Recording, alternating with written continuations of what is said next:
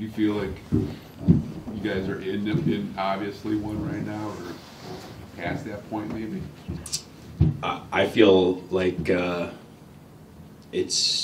we just continue to have to work day by day and live day by day, and I think that being process oriented and kind of taking each day as it comes and each game as it comes is important, and kind of how we've approached it so far. So I think it's super important that we don't get too far ahead of ourselves, and I mean we still got a lot of games left, so we just have to continue to do the right things. Is this similar to what you went through with Florida last year, or is it different? Meaning that, you know, Florida almost had to win every game last year to make the playoffs, and so it's probably a little bit different, but I would assume, but the same kind of mindset, same kind of approach for you? Yeah, I think, I mean, every team's obviously different, the construction and the personalities and kind of the feeling that gets taken on, but there are those certain elements that every team chasing and every team competing to do their best has to have that are non-negotiables in terms of just being ultra competitive, bringing it on a day-to-day basis. Those things are extremely important. So in terms of that, I would say it's slightly the same, but this team, just like I said, the personalities we have and the feel around the team is different in that way. Lucas, we talked to Joe about this a little bit yesterday, but just this being your guys' first year playing meaningful games at this point in the season, really meaningful games. How is that different for you in what you've experienced at this time of year in your past two seasons?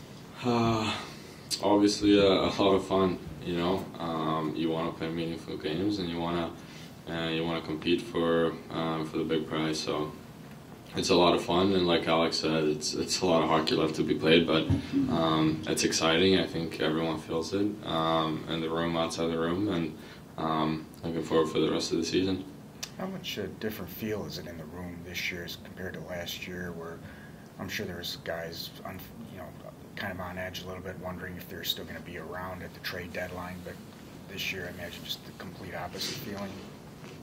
I mean, yeah, I feel like we were very determined, and we're chasing a thing that we all can rally around, and I feel like we are at a great spot as a team, and that comfort probably helps a lot as well. So I feel like it's just about sticking with it, blocking out outside noise. You never would know what's going to happen around these times, so just focus on the task ahead, I guess.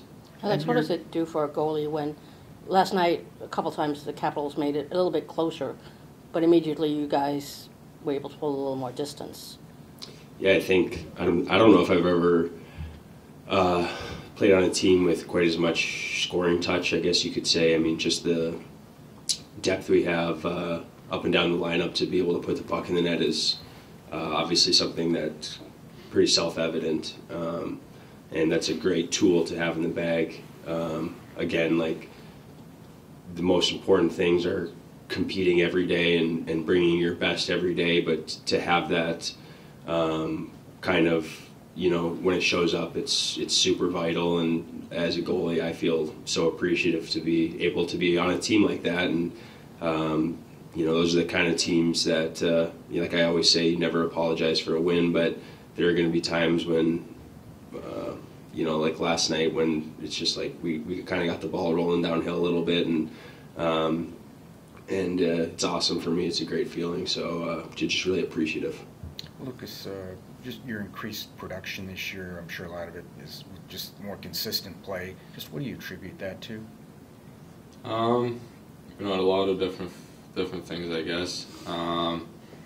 I feel like just getting older, maturing, getting more and more experiences, and then just playing games, finding your game, and being comfortable within it. And I feel like that's probably the biggest things you learn. I learn every day, and you look through the years, you find out new things, and being a pro, taking care of your body, your mind, just being ready for every game. And just the increased strength coming into this season, how has that paid off this year, and how much difference have you noticed? I've noticed a big difference. You know, obviously it helps. It's a tool. It doesn't hurt you. And you know, I feel stronger. I feel like the biggest difference is probably you know, the longevity.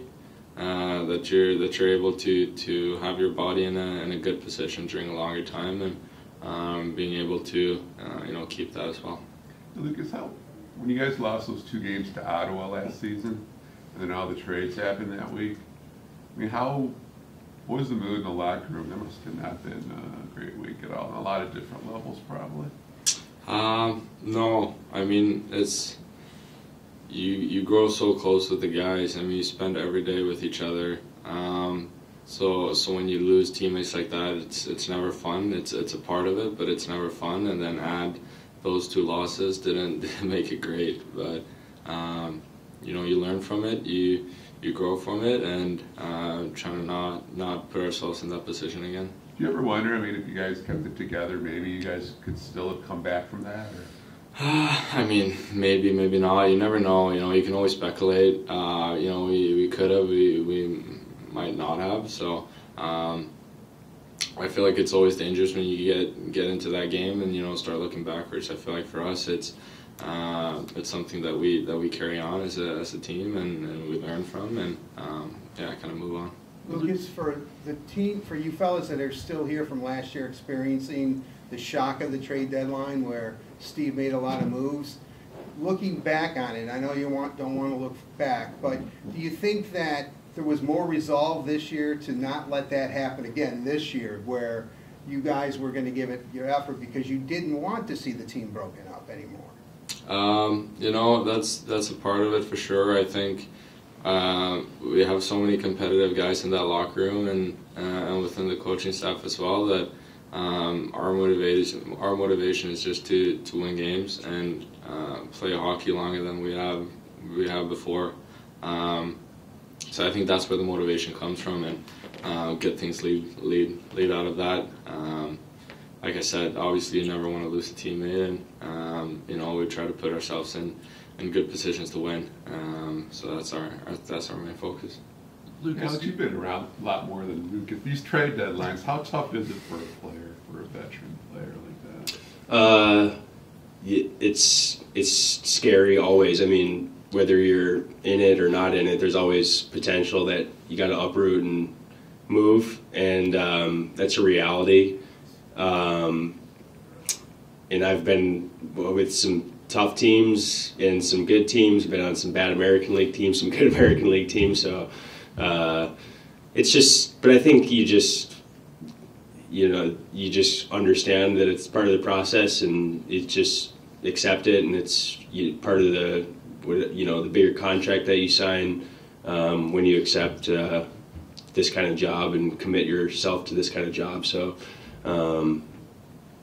I think, like Razor was saying, he made a good point that I think we have a lot of ultra competitive guys in the room, and I think that goes a long way. And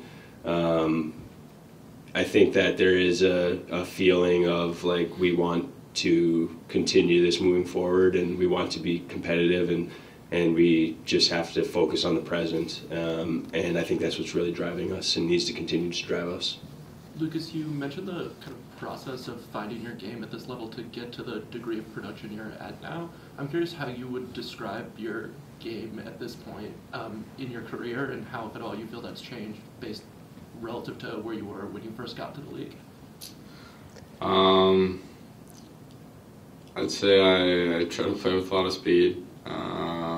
Trying to play with the puck as much as possible, and trying to create offensively, but still playing a full ice game. I would probably try to keep that during my years here, and then I just feel like you develop different elements. You get more experience. You kind of learn from that. So yeah. Thank you. Yeah. I should be good to go tomorrow. They took a look at his lower body after taking a puck there last night, and it was negative, so it should be good tomorrow. Everybody else?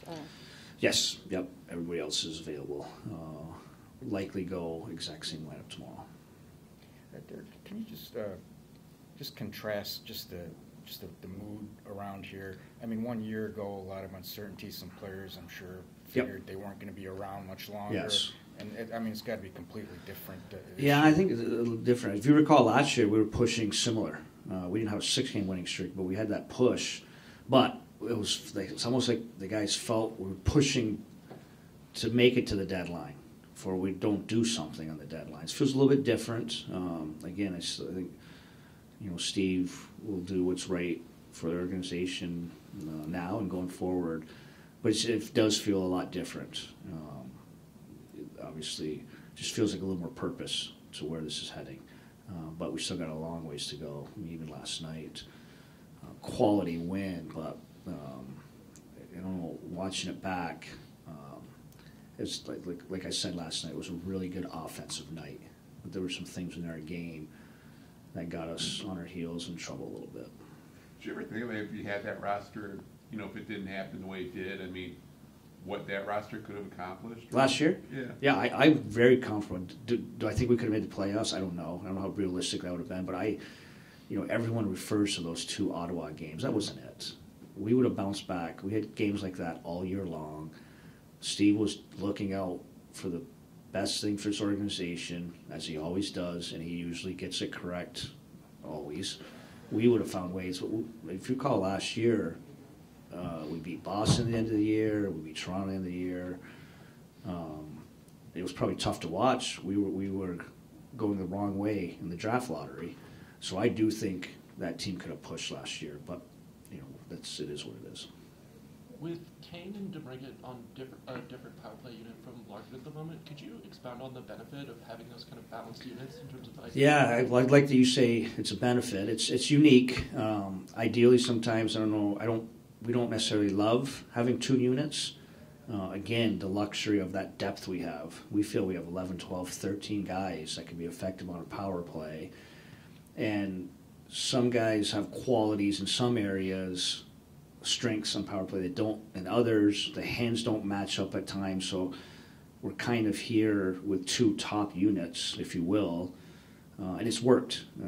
Is it sustainable? I don't know, but if one's going, they get the first look. If they don't, the other team gets a look. I think there's a little competition that feeds off each other. So it's a luxury, not ideal at all times, but it's kind of what we're battling through with our power play units. Mm-hmm. And on that theme of kind of depth with the options there, to have Fabry and Sprong as 2 ostensibly 4th-line players on a power play unit, is that another sort of marker of that? Absolutely.